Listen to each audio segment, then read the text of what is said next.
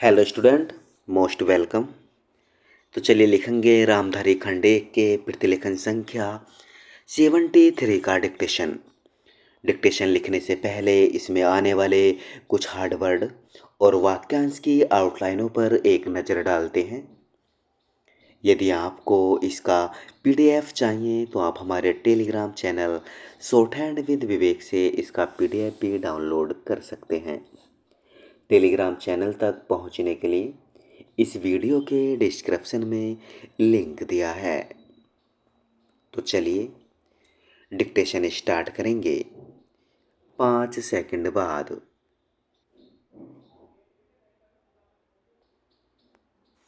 महोदय, आज इस समारोह में सम्मिलित होकर मुझे बड़ी प्रसन्नता हो रही है।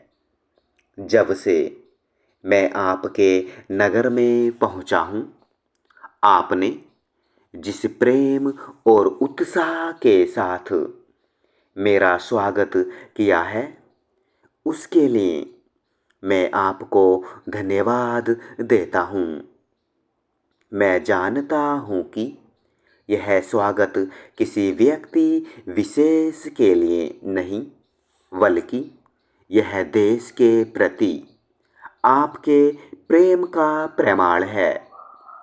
भारतवर्ष जब से स्वतंत्र हुआ है, उसके सामने बड़ी बड़ी कठिनाइयाँ रही हैं, परंतु ईश्वर की दया से हम एक एक कठिनाई को हल करते गए हैं और आज कहा जा सकता है कि अब हमें प्रगति के लिए प्रशस्त मार्ग मिल गया है।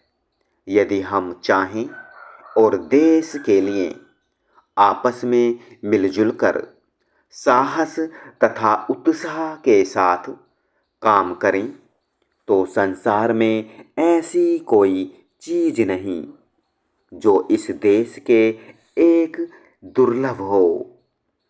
इसलिए एक ऐसे दिन का मानना जिस दिन देश की उन्नति के लिए एक बहुत बड़ा कदम उठाया गया था, स्वाभाविक ही है।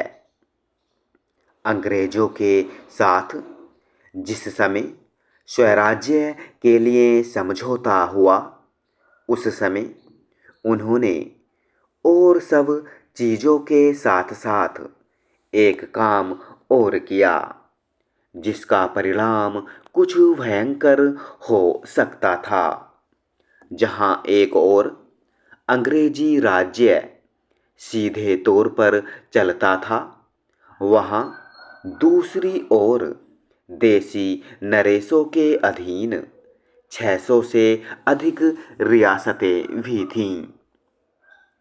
ब्रिटिश सरकार ने जाते समय यह घोषणा कर दी कि ये सभी रियासतें अपने को उन सभी शर्तों और बंधनों से मुक्त समझें जो उन्होंने ब्रिटिश सरकार के साथ किए थे, और प्रत्येक का अधिकार है कि वह चाहे तो हिंदुस्तान के साथ अथवा पाकिस्तान के साथ मिल जाए या अपने को स्वतंत्र रखे।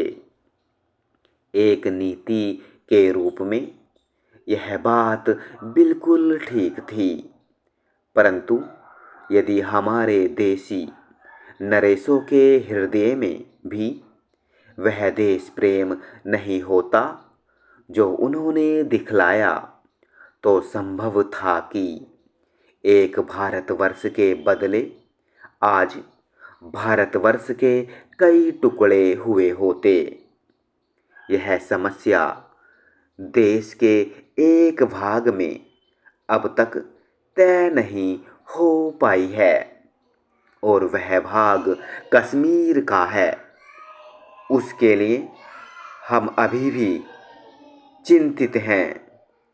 देसी नरेशों के देश प्रेम, उनकी दूरदर्शिता और समय को पहचान कर उसके अनुसार अपने को ढाल लेने की उनकी शक्ति के फलस्वरूप ही भारत के दो टुकड़े हो जाने पर भी विशाल भारतवर्ष आज रह गया है। स्टॉप।